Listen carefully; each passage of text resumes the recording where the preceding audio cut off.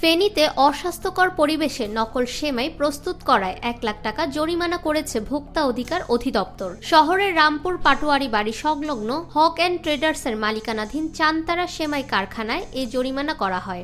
সোমবার দুপুরে এ অভিযান পরিচালনা করে ভোক্তা অধিকার ও নিরাপদ খাদ্য অধিদপ্তর। ভোক্তা অধিকার অধিদপ্তর ফেনীর সহকারী পরিচালক আসাদুল ইসলাম বলেন, বিএসটিআই অনুমোদন ছাড়াই বোম্বে সুইটসের নাম ব্যবহার করে সেমাই প্রস্তুত ও বাজারজাত করায় হক অ্যান্ড ট্রেডার্সের মালিক ইফতেখার রাশেদকে ভোক্তা অধিকার সংরক্ষণ আইনে এই জরিমানা করা হয়। এতে সহযোগিতা করেন নিরাপত্তা খাদ্য অধিদপ্তর ফেনীর সহকারী পরিচালক শামসুল আরেফিন, এনএসআই ও আনসার এর সদস্যবৃন্দ।